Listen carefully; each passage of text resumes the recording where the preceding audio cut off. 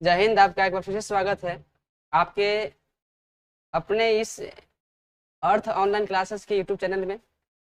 जैसा कि आप लोग को पिछले वीडियो में मैंने केमिस्ट्री का सिलेबस के बारे में चर्चा किया था, और आज हम केमिस्ट्री को छोड़कर आज हम एसएसटी का जो सिलेबस है उसके बारे में चर्चा करेंगे कि उसमें कौन कौन सा सब्जेक्ट पढ़ना है। ठीक है, जो हम लोग का सामाजिक विज्ञान का जो पोर्शन है, हम लोग का सामाजिक विज्ञान में क्या क्या पढ़ना है उसके बारे में हम आज लोग चर्चा करेंगे।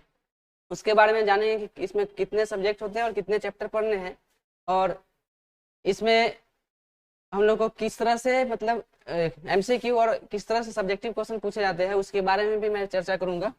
और देखिए यहाँ पर लिखा हुआ होगा कि सामाजिक विज्ञान में मतलब हम लोग को क्या क्या पढ़ना है उसके बारे में आज हम लोग पढ़ेंगे। और इस सामाजिक विज्ञान में हम लोग का पिछले लेक्चर में सर बताएंगे कि सामाजिक विज्ञान में हम लोग को 5 बुक पढ़ना होता है, जिसमें से एक पहला हम लोग का हिस्ट्री है, इतिहास जिसको हम लोग बोलते हैं। और जो हम लोग का सेकेंड नंबर है, सेकेंड वो भूगोल के बारे में पढ़ना है। उसके बाद अर्थव्यवस्था के बारे में पढ़ना है। उसके बाद राजनीतिक विज्ञान के बारे में पढ़ना है। और अंत में, और ये भी आप लोग का भूगोल का ही पोर्शन है, जो आपदा प्रबंधन है, इसके बारे में भी पढ़ना है। यहाँ पर चैप्टर का नाम सब दिया हुआ है, और ये जो चैप्टर है आपका, ये चैप्टर है हम लोग का इतिहास के बुक का। ये जो चैप्टर है हम लोग का इतिहास का चैप्टर,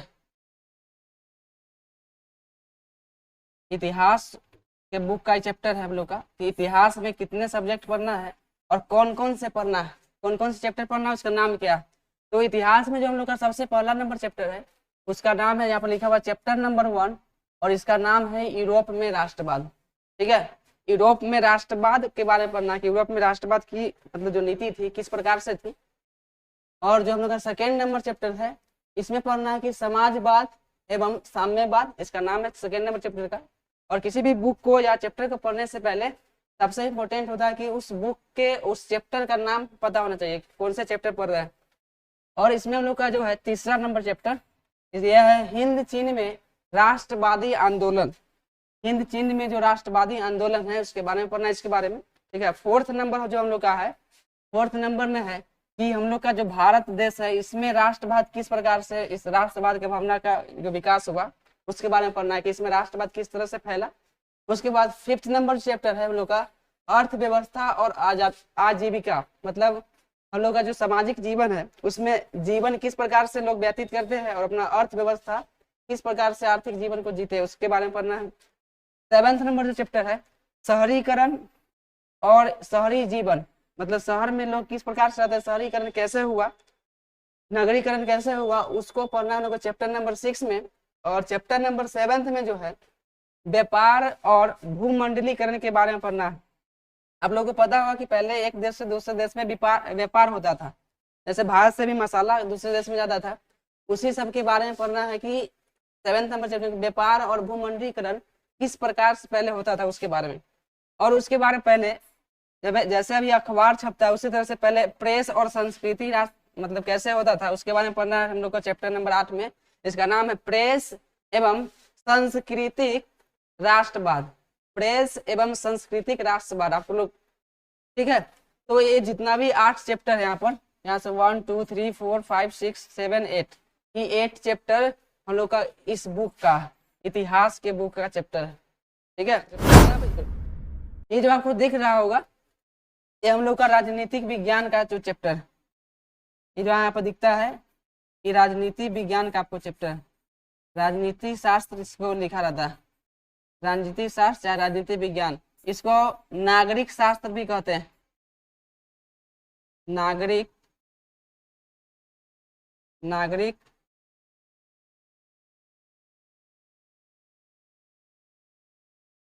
नागरिक शास्त्र, इसको राजनीतिक शास्त्र कहिए या राजनीतिक विज्ञान कहिए या नागरिक शास्त्र। तो हम लोग को राजनीतिक विज्ञान में जो है, राजनीतिक विज्ञान में हम लोग को 5 चैप्टर पढ़ना है, जिसमें से हम लोग का सबसे पहला नंबर चैप्टर है यहाँ पर लोकतंत्र में। जो लोकतंत्र है, लोकतंत्र में सत्ता की साझेदारी, आपको 9th क्लास में पढ़ना था। सबसे पहला नंबर चैप्टर लोकतंत्र। लोकतंत्र क्या होता है, तो जिसमें लोग के द्वारा चुना गया जो प्रतिनिधि होता है वही शासन करता है, उसको बोलते हैं लोकतंत्र। और लोकतंत्र में भी दो तरह का लोकतंत्र होता था, एक होता था प्रत्यक्ष लोकतंत्र और एक होता था हम लोग का अप्रत्यक्ष लोकतंत्र। अगर कोई हमसे पूछे कि भारत में किस प्रकार की मतलब लोकतांत्रिक व्यवस्था है, तो भारत में जो हम लोग का है अप्रत्यक्ष लोकतंत्र का व्यवस्था, अप्रत्यक्ष लोकतंत्र का व्यवस्था। अप्रत्यक्ष क्या होता है कि इसमें लोग खुद शासन नहीं करते हैं, लोगों के द्वारा चुने गया जो शासनपति होता है, जो शासक होता है, जिसको हम लोग उसको प्रतिनिधि बोलते हैं, वही शासन करता है। और प्रत्यक्ष लोकतंत्र में क्या है कि जनता खुद से शासन करता है। प्रत्यक्ष लोकतंत्र में जनता खुद से शासन करता है, लेकिन अप्रत्यक्ष लोकतंत्र में जनता के द्वारा चुना गया जो शासक होता है वह शासन करता है। तो हम लोग को सबसे पहला नंबर चैप्टर में पढ़ना है लोकतंत्र में सत्ता की साझेदारी। और जो हम लोग का सेकेंड नंबर चैप्टर है हम लोग का चैप्टर नंबर 2 सत्ता में साझेदारी की कार्य प्रणाली, मतलब जो सत्ता होगा हम लोग का उसमें किस तरह से कार्य होता है उसके बारे में पढ़ना है, किस तरह से काम की प्रक्रिया होती है उसके बारे में से पढ़ना है। तीसरा नंबर हम लोग का चैप्टर है हम लोग का लोकतंत्र में प्रतिस्पर्धा एवं संघर्ष। लोकतंत्र में किन मुद्दों को लेकर संघर्ष होते रहता है, आंदोलन होते रहता है, उसके बारे में पढ़ना है। उसके बाद फोर्थ नंबर जो चैप्टर है इसमें है कि लोकतंत्र की उपलब्धियां। और जो हम लोग का फिफ्थ नंबर चैप्टर है हम लोग का फिफ्थ नंबर चैप्टर आपको यहाँ पर दिख रहा होगा, यहाँ पर फिफ्थ नंबर चैप्टर है लोकतंत्र की चुनौतियां। लोकतंत्र में कौन कौन सी चुनौती आता है, उसका सामना किस प्रकार से करते हैं उसके बारे में पढ़ना है। ठीक है, तो ये था हम लोग का राजनीतिक विज्ञान का। थर्ड नंबर जो यहाँ पर बुक दिख रहा होगा, ये जो सिलेबस है आपका, ये सिलेबस हम लोग का अर्थव्यवस्था का, अर्थव्यवस्था या इसी को हम लोग अर्थशास्त्र भी कहते हैं, या अर्थशास्त्र,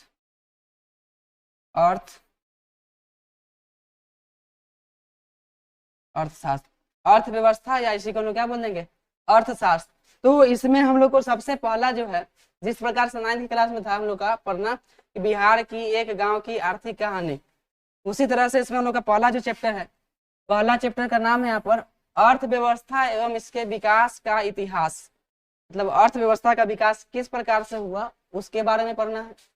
जो हम लोग का सेकेंड नंबर चैप्टर है, सेकंड में है कि राज्य एवं राष्ट्र की आय, मतलब कौन कौन से राज्य है उसका प्रति व्यक्ति आय क्या है, राष्ट्रीय आय क्या है, उसके बारे में इसमें पढ़ना है कि राष्ट्रीय आय किस प्रकार से हमको ज्ञात करना है, निकाला जाता है, उसका फॉर्मूला भी पढ़ना है इसमें। उसके बाद है थर्ड नंबर चैप्टर, और थर्ड में मुद्रा, बचत एवं साख।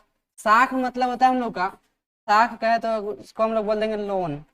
जो बैंक से हम लोग को लोन मिलता है किस प्रकार से मिलता है उसके बारे में पढ़ना है। मुद्रा के बारे में पढ़ना है, ठीक है, मुद्रा के बारे में पढ़ना है।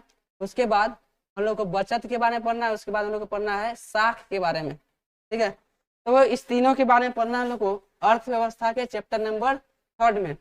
और फोर्थ नंबर जो चैप्टर होगा हम लोग का हमारी वित्तीय संस्था है। वित्तीय मतलब होता है कि जिसमें पैसा से संबंधित कुछ होता है इसमें, ठीक है। वित्तीय संस्था है मतलब वित्त हम लोग कहाँ से प्राप्त करते हैं, कहाँ पर जमा करते हैं, उसके बारे में से पढ़ना है। फिफ्थ नंबर जो चैप्टर है रोजगार एवं सेवाएं, मतलब जो रोजगार हम लोग को किस प्रकार से मिलता है, सेवा किस प्रकार से दी जाती है, उसके बारे में से पढ़ना है। उसके बाद 6 नंबर चैप्टर का नाम है वैश्वीकरण, ठीक है।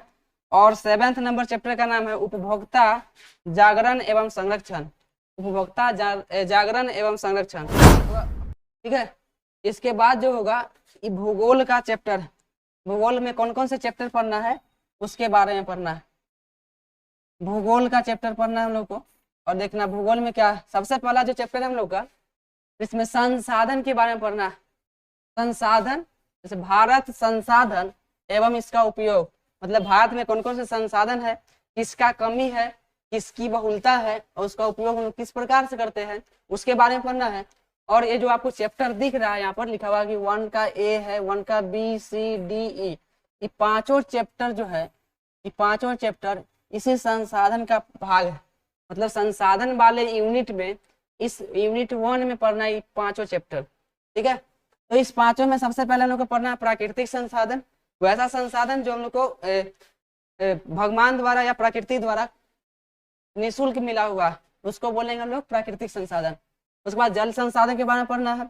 उसके बाद वन एवं वन्य प्राणी संसाधन के बारे में पढ़ना है। जैसे वन है वो भी हम लोग का संसाधन है, क्योंकि उससे हमको माने कि संसाधन का मतलब ही होता है कि वैसे वस्तु जो मानव की आवश्यकताओं को पूर्ति करे, तो वन से भी हम लोग को आवश्यकता की पूर्ति होती है, जैसे हम लोग को फल मिल जाता है, लकड़ी मिलता है जलावन के लिए, फर्नीचर के लिए भी मिलता है लकड़ी। तो ये भी हम लोग का अगर थर्ड नंबर वन के बारे में पढ़ना है। उसके बाद डी नंबर खनिज संसाधन के बारे में पढ़ना है।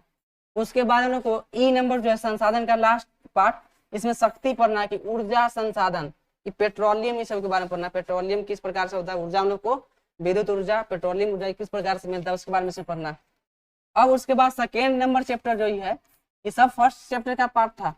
अब यहाँ सेकेंड नंबर चैप्टर, सेकेंड में पढ़ना है कि कृषि किस प्रकार से होता है।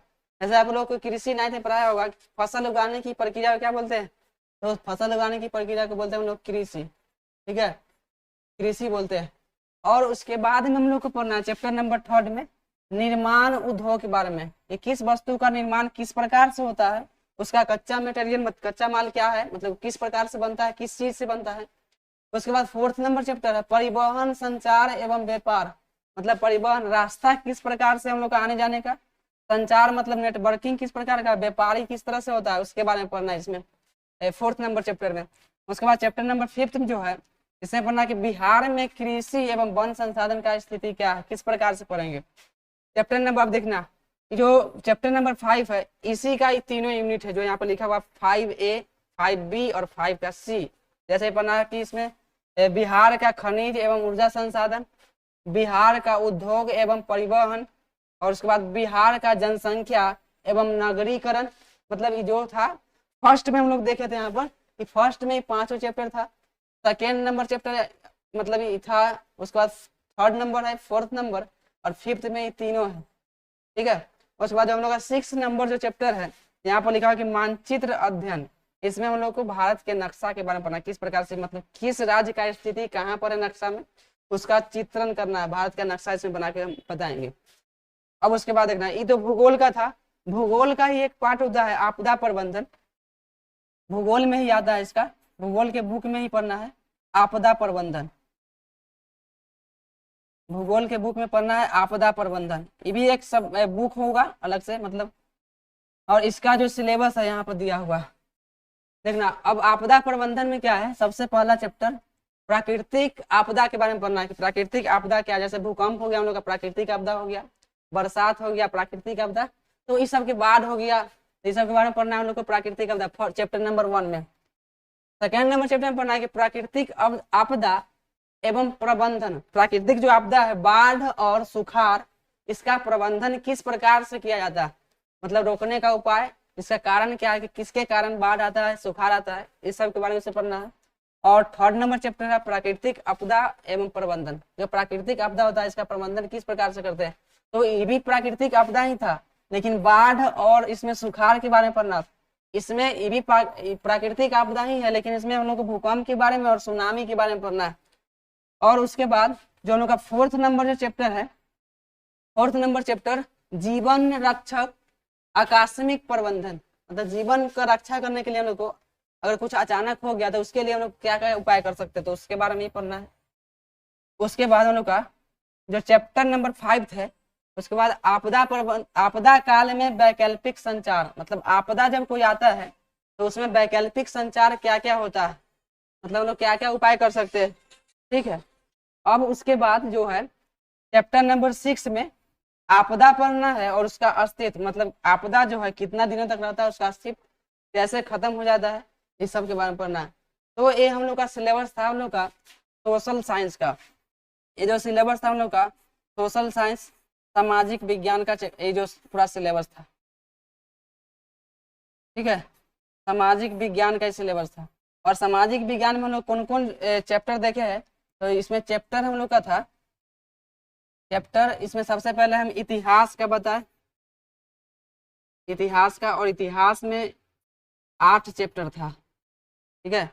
उसके बाद हम बताए थे राजनीति विज्ञान का, उसके बाद हम बताए राजनीतिक विज्ञान का, इसमें 5 चैप्टर था, इसमें 5 चैप्टर था हम लोग का। और उसके बाद हम बताए थे अर्थव्यवस्था का, अर्थशास्त्र जिसको हम लोग बोलते हैं अर्थशास्त्र का। और अर्थशास्त्र में हम लोग का जो चैप्टर था, अर्थशास्त्र में हम लोग का 7 गो चैप्टर था, ठीक है, अर्थशास्त्र में 7 चैप्टर था। और जब भूगोल है, भूगोल, भूगोल इसमें आपदा को लेकर, मतलब ये भी भूगोल में आता है, तो इसमें 6 चैप्टर और इसके पहले हम लोग का था 6, मतलब टोटल भूगोल की बात करें तो इसमें 12 चैप्टर पढ़ना है। मतलब हम लोग को सोशल साइंस में अगर टोटल की बात करें तो 20 और 32, टोटल 32 चैप्टर पढ़ना है। और इस 32 चैप्टर में से हम लोग को 32 चैप्टर जो होगा इसमें हम लोग को मतलब किस प्रकार से पूछेगा सो बता रहा है 32 चैप्टर में। जैसे साइंस का था कि जो थ्योरेटिकल पेपर था, थ्योरी वाला, जो थ्योरी वाला जो पेपर था 80 नंबर का होता था, सेम पैटर्न है इसमें भी।